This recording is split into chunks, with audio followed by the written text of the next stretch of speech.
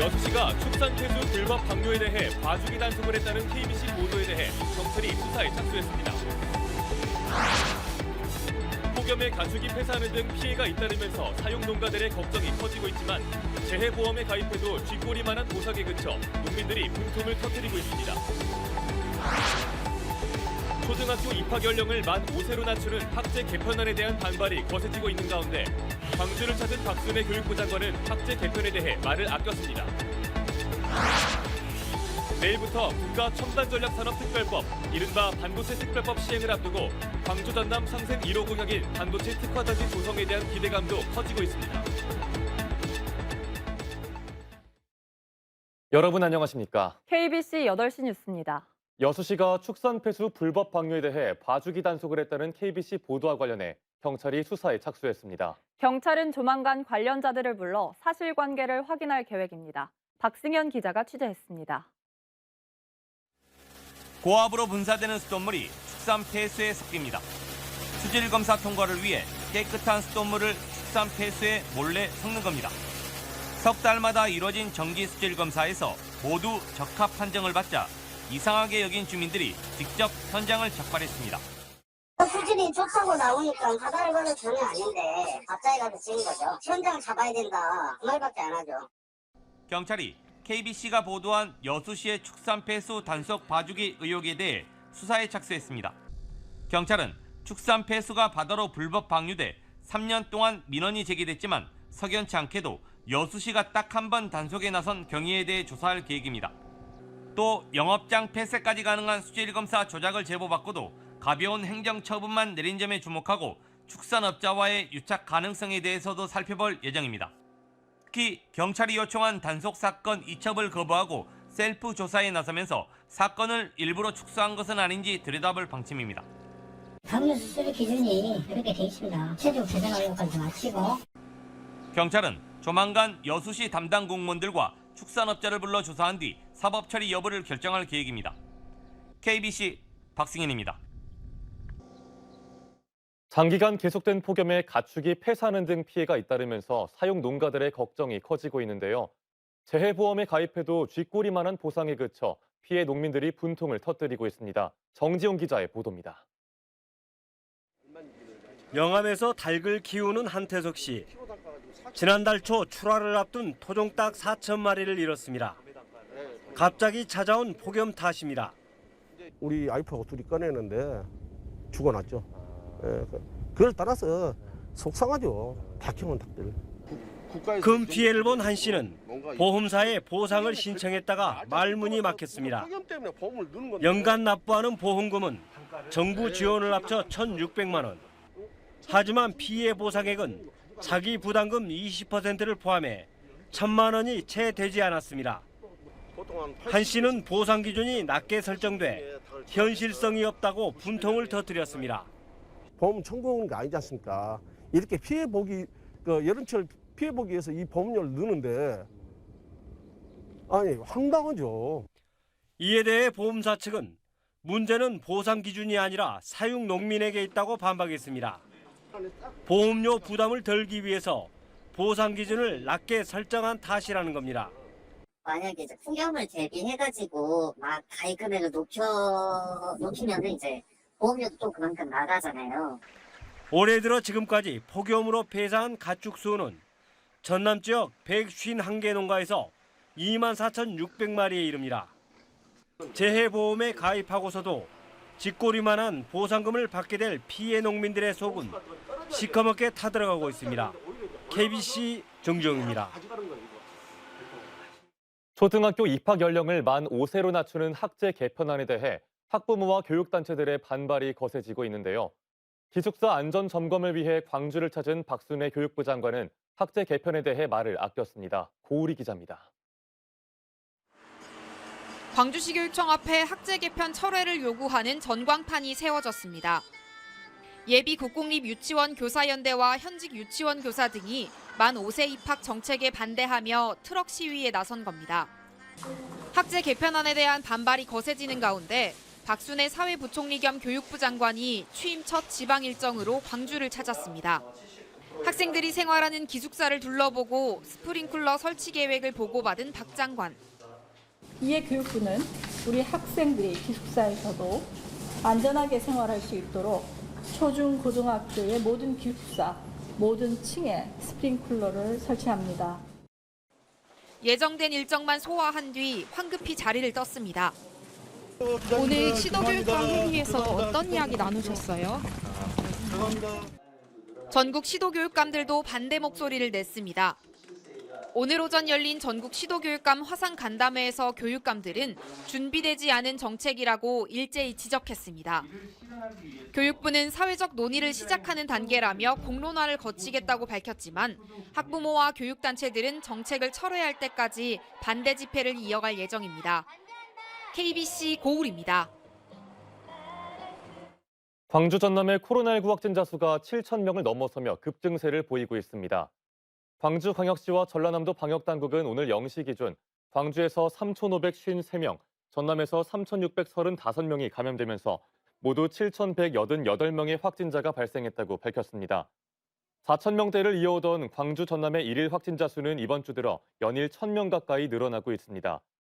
장성의 군부대에선 지난달 11일부터 집단 감염이 산발적으로 이어지면서 오늘도 45명이 추가로 확진되는 등 현재까지 모두 577명이 양성 판정을 받았습니다.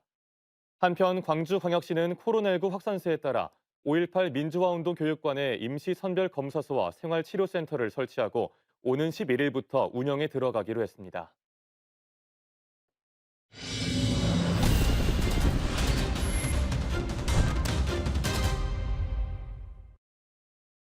오는 4일 국가첨단전략산업특별법, 이른바 반도체 특별법 시행을 앞두고 광주 전남의 기대감이 높아지고 있습니다.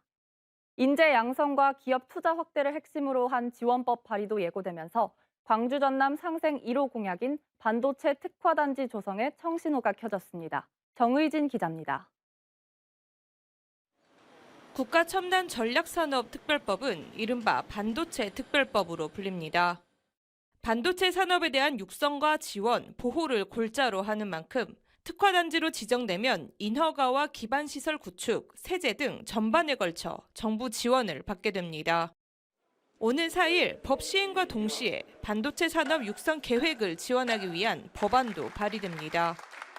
반도체 특별법의 사각지대를 보완하기 위한 것으로 인력 양성과 기업 투자 확대가 핵심입니다. 수도권과 지역을 나누는 이런 이분법은 이제는 버려야 된다고 생각합니다. 그래서 당장 수도권 규제를 푼다 이것이 아니라 우리 법안에서는 첨단 기술에 있어서 예외 조항을 둔다라는 것이기 때문에 정부가 반도체 산업 부흥에 본격적으로 드라이브를 걸면서 광주 전남의 기대감도 높아지고 있습니다. 반도체 특화단지 조성은 민선 8기 강기정 광주시장과 김영록 전남지사의 지역 상생 1호 공약일 뿐 아니라 지역 소멸과 청년 인구 유출을 막을 수 있는 최대 현안 중 하나이기 때문입니다.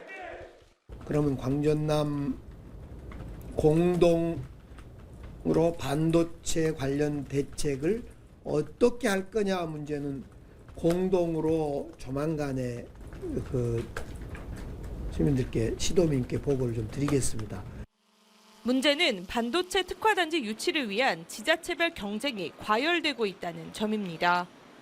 이미 광주 전남뿐 아니라 대구 경북, 강원, 대전, 인천 등도 특화단지 유치를 위한 총력전에 나섰습니다. 국민의힘 반도체 특위가 특화단지 선정 심사에 앞서 유치 전에 뛰어든 지자체에 별도의 로드맵을 요구할 것으로 알려지면서 광주 전남도 선언에 그친 유치전이 아닌 준비된 전략이 필요하다는 지적이 나옵니다. KBC 정의진입니다. 김영록 전남지사가 김진표 국회의장과 더불어민주당 지도부를 만나 지역 현안 해결과 내년도 국비 지원을 건의했습니다. 김영록 지사는 광주 전남 상생 1호 협력 사업인 반도체 특화단지 조성은 물론 전남 지역 국립의과대학 설립과 풍력발전 보급 촉진 특별법 제정 등 지역 현안 해결을 도와달라고 요청했습니다. 김진표 국회의장은 전남의 정책 현안에 필요한 법 제도화와 내년도 국비 사업이 지역 균형 발전에 도움이 되도록 검토하겠다고 말했습니다. 여수시가 100억 원대 손해배상금을 물어줘야 할 위기에 처하면서 무책임한 뒷북 행정을 비판하는 목소리가 커지고 있습니다. 여수시의회 송하진 의원은 임시회 10분 발언을 통해 여수시가 건설업체에 물어줘야 할 손해배상금은 135억 원으로 그동안 시의회의 사안을 보고조차 하지 않고 공론화도 외면한 채 감추기에만 급급했다고 비판했습니다.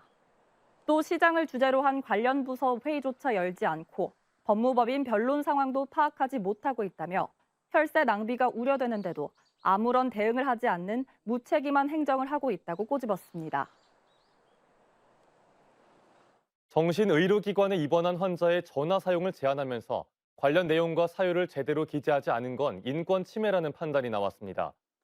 국가인권위원회는 지난해 전남의 한 정신의료기관에 입원한 A씨가 제기한 진정사건을 심의한 결과 휴대전화와 공중전화 이용을 제한한 사유와 기간 등이 진료기록부에 제대로 기재되지 않은 사실이 드러났다고 밝혔습니다. 이에 인권위는 이번 환자의 통신 제한은 최소한의 범위 내에서 이루어져야 한다며 해당 의료기관 측에 직원들을 대상으로 직무와 인권 교육을 실시할 것을 권고했습니다. 고흥 등량만에 해파리떼가 출몰해 어민들이 골머리를 앓고 있습니다. 고흥군에 따르면 지난달 6일부터 30일까지 해파리 주의보가 내려진 등량만 일대에서 보름달 물해파리 624톤이 구제됐습니다. 올해는 수온이 높아 100제곱미터당 144마리가 발견돼 작년 이맘때와 비교해 개체수가 93% 늘었습니다.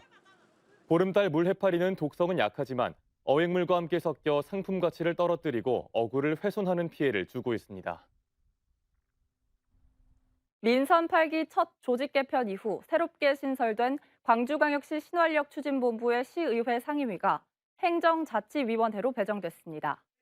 광주광역시의회 운영위원회는 지난 2일 회의를 열어 신활력 본부를 행정자치위원회로 배정하기로 의견을 모았다고 오늘 밝혔습니다. 강기정 광주광역시장의 주요 공약을 이행하는 부서인 신활력 추진본부는 기획성 업무가 많아서 당초 행정자치위원회로 배정해야 한다는 의견이 나왔지만 해당 부서에 포함된 도시공원과 친수공간 조성 등은 환경복지위원회 소관이라 상임위 배정에 어려움을 겪어왔습니다. 가족과 함께 계곡에서 물놀이를 하던 20대 여성이 물에 빠진 여동생을 구하려다 바위 틈에 몸이 끼어 숨졌습니다. 어제 오후 2시 37분쯤 구례군 간전면의 한 계곡에서 20대 여성 A씨의 다리가 바위 사이에 끼어 있다는 신고가 접수됐습니다. 출동한 산악구조대가 바위를 드러내고 A씨를 꺼내 병원으로 이송했지만 결국 숨졌고 먼저 계곡물에 빠진 여동생은 주변 피서객들의 도움을 받아 구조됐습니다. 광주광역시가 2023 광주 디자인 비엔날레 총감독 공개 모집에 나섭니다. 광주광역시와 광주디자인진흥원은 내년 광주 디자인 비엔날레 전시 행사를 총괄하게 될 총감독을 오는 29일까지 광주디자인진흥원 홈페이지를 통해 공개 모집한다고 밝혔습니다. 내년에 10회째를 맞는 2023 광주 디자인 비엔날레는 내년 9월에서 10월 광주 비엔날레 전시관 등에서 열릴 예정입니다.